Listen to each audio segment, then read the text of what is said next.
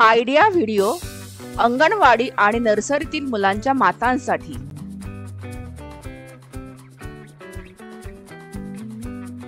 नमस्कार। या वर्षीच्या माता गटाच्या पहिल्या मीटिंग मध्ये सर्व मातांचे मनपूर्वक स्वागत आहे।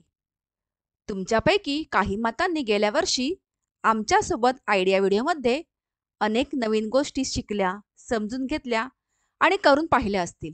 त्याबद्दल सर्व माता गटांचे खूप खूप अभिनंदन।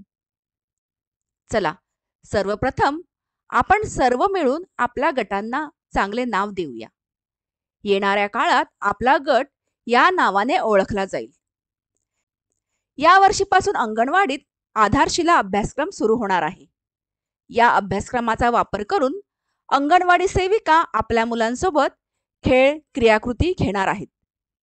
त्या अभ्यासाच्या आधारे आपण आपल्या मुलांसोबत घरीही क्रियाकृती करूया। चला, आता काही गोष्टी समजून घेऊ। मुले आता अंगणवाडीत जात आहेत। ते त्यांच्या इतर मित्रांसह क्रियाकृतीही करत आहेत। पण त्यांची तयारी आपण घरी केली तर मुलांची समजूत वाढण्यास मदत होईल आणि मुलांनी अंगणवाडीत जाण्यासाठी आपल्याला मुलांची काय तयारी करायची आहे ते या व्हिडिओमधून जाणून घेऊया। चला, अंगणवाडीत सहभागी होऊया। नमस्कार। आम्हाला सांगताना आनंद होत आहे की तुमची मुले आता अंगणवाडीत जात आहेत। हे पाहणे गरजेचे आहे की आता तुमचे मूल न रडता अंगणवाडीतील इतर मुलांसोबत खेळत वेळ घालवेल। तसेच पालक या नात्याने आपल्याला हे पाहायला हवे की अंगणवाडी सेविकांना मुलांसोबत क्रियाकृती करताना मदतीची गरज आहे का। चला, आपण मुलांबद्दल काही गोष्टी काळजीपूर्वक समजून घेऊया, ज्यामुळे अंगणवाडी सेविकांना मदत होईल।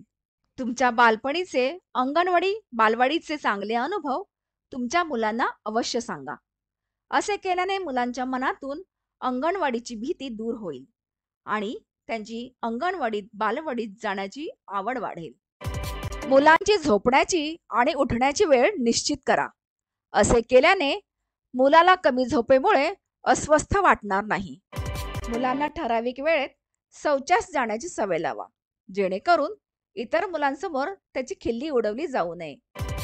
मुलांना त्यांच्या स्वतःच्या स्वच्छतेबद्दल माहिती द्या आणि त्यांना चांगल्या सवयींबद्दल सांगा, जसे की दररोज दात घासणे, अंघोळ करणे आणि स्वच्छ कपडे घालणे, जेवणापूर्वी आणि नंतर हात स्वच्छ करणे इत्यादी। मोठ्यांनी दिलेल्या सूचनांचे पालन करण्याची सवय मुलांना लावा।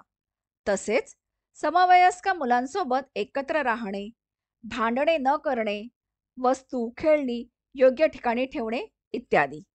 चांगला स्पर्श आणि वाईट स्पर्शची माहिती हळूहळू मुलांना देण्यास सुरू करा।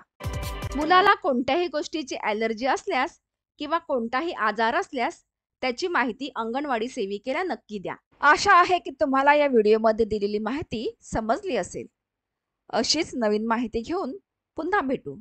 तोपर्यंत धन्यवाद। ह्या व्हिडिओचा फायदा तुम्हाला कसा होऊ शकतो, सर्व मातांनी गटामध्ये चर्चा करा। आजच्या क्रियाकृती इथे संपत आहेत।